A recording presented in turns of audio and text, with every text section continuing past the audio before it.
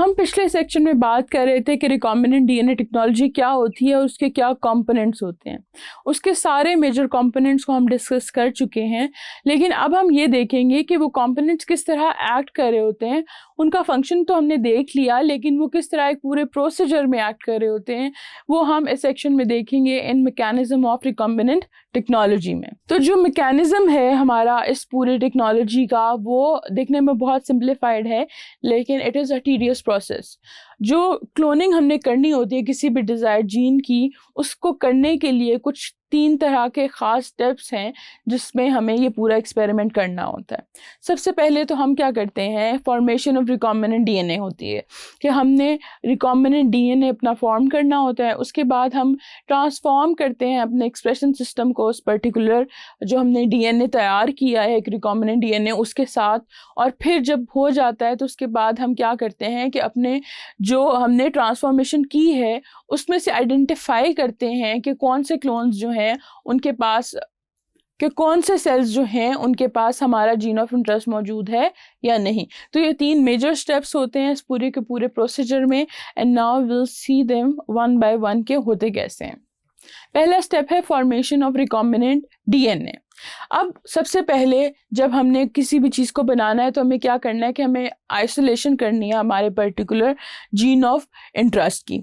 जब हमने अपना जीन ऑफ इंटरेस्ट जो है वो आइसोलेट कर लिया, तो अब हमने इस बात का ख्याल रखना है कि हम एक वेक्टर सिलेक्ट करेंगे और उस वेक्टर को डाइजेस्ट करेंगे उस सेम रिस्ट्रिक्शन एंजाइम के साथ जो हमने यूज़ किया है अपना GOI आइसोलेट करते वक्त। यानी हमारा जीन ऑफ इंटरेस्ट और हमारा vector they should be cleaved and they should be treated with the same restriction endonuclease enzyme. अब ये करने के बाद ये इसलिए किया जाता है कि जो स्टिकी एंड्स प्रोड्यूस हो रहे हों वो वेक्टर और हमारे जीन ऑफ इंटरेस्ट के जो हैं आपस में कंपैटिबल हों। वो कंपैटिबल होंगे तो ही वो आपस में जॉइन हो सकेंगे, उनकी लाइगेशन होगी। फिर उनकी लाइगेशन कैसे होगी, हम ये करते हैं कि जो हमारा वेक्टर है और जो जीन ऑफ इंटरेस्ट है उनको किसी एक ही मीडियम में डीएनए लाइगेज के साथ हम क्या करते हैं, इंक्यूबेट कर देते हैं। उसको हम लाइगेज जो है उसको एक ख़ास टेम्परेचर चाहिए होता है, तो वो टेम्परेचर प्रोवाइड किया जाता है। फिर क्या करता है कि लाइगेज जो है वो हमारा जो फॉस्फोडाइस्टर लिंकेजेस हैं वो बना देता है, और जब वो बन जाते हैं तो एक पूरा जो एक सर्कुलर हमारे पास डीएनए आता है उसको हम कह रहे होते हैं रिकॉम्बिनेंट डीएनए मॉलिक्यूल।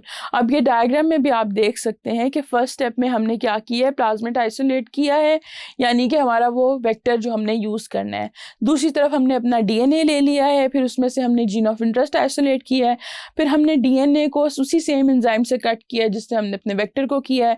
फिर हमने दोनों जो है वेक्टर और हमारा जो जीन ऑफ इंटरेस्ट है उनको इकट्ठा लाइगेट कर दी है एंड पे, और लाइगेशन के रिजल्ट में हमारे पास ये एंड पे जो रिकॉम्बिनेंट डीएनए प्लाज्मिड आया है, इसमें हमारा जीन ऑफ इंटरेस्ट भी है और इसमें हमारा साथ पूरा वेक्टर भी है। तो फॉर्मेशन यहाँ पे कंप्लीट होती है। अब नेक्स्ट स्टेप है हमारे पास ट्रांसफॉर्मेशन ऑफ एक्सप्रेशन सिस्टम। अब यहाँ पे ट्रांसफॉर्मेशन का मतलब है insertion of recombinant DNA into our selected expression system. हम एक को एक्सप्रेशन सिस्टम सिलेक्ट करेंगे कि हमने ये वाला प्लाज्मिड कहाँ पे जो है वो एक्सप्रेस कराना है। प्लाज्मिड की बात हो रही है तो आइडियली हम बैक्टीरियल एक्सप्रेशन सिस्टम की तरफ ही जाएंगे।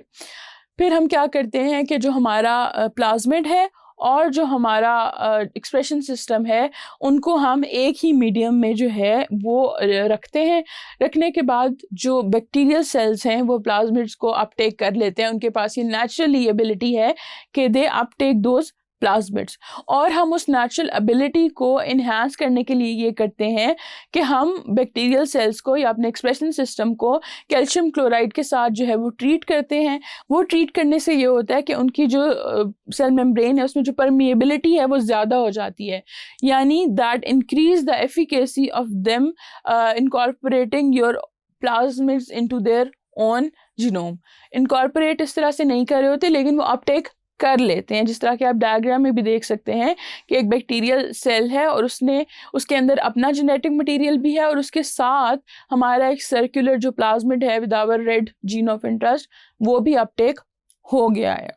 अब जब सेल ने प्लाज्मिड अपटेक कर लिया, उसके बाद जब सेल जो है वो रिप्रोड्यूस करेगा, वो रेप्लिकेशन करेगा, तो जितने न्यू सेल्स बनेंगे उसके पास आपका जो प्लाज्मिड है वो भी आगे रेप्लिकेट होके जाता जाएगा, जिसकी वजह से वो प्लाज्मिड जाएगा तो आपके जीन ऑफ इंटरेस्ट की कॉपीज़ जो हैं वो भी बन जाएंगी। अब ये जो काम है ये बैक्टीरिया का एक नेचुरल प्रोसेस है, उसके अंदर अपनी जितनी भी ऐसी मशीनरी जो डीएनए रेप्लिकेशन के लिए चाहिए होती है वो मौजूद है, और उसी को हम मैनिपुलेट करते हैं अपने मकसद के लिए कि वहाँ पे अपना जीन भी इंसर्ट कर देते हैं ताकि बैक्टीरिया जो वो जीन है उसकी कॉपीज़ भी बना दे। अब एंड पे जब ये सारा काम हो गया, हमारी कॉपीज़ भी बन गई, अब हमें पता कैसे चले कि हमारे कौन से वाले बैक्टीरियल सेल के अंदर हमारा वाला प्लाज्मिड चला गया है।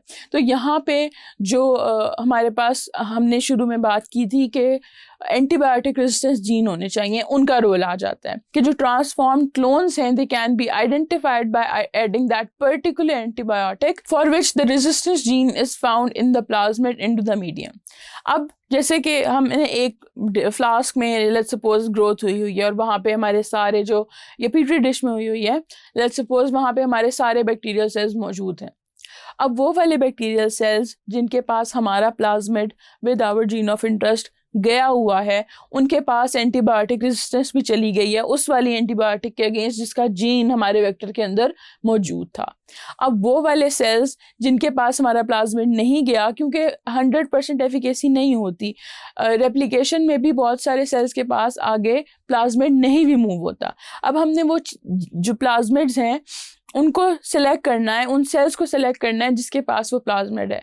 जब हम एंटीबायोटिक डालेंगे तो सारे वो तमाम सेल्स जो हैं दे विल डाई जिनके पास प्लाज्मिड नहीं है, और सिर्फ वो सेल्स बचेंगे जिनके पास हमारा desired gene of interest along with the plasmid मौजूद है।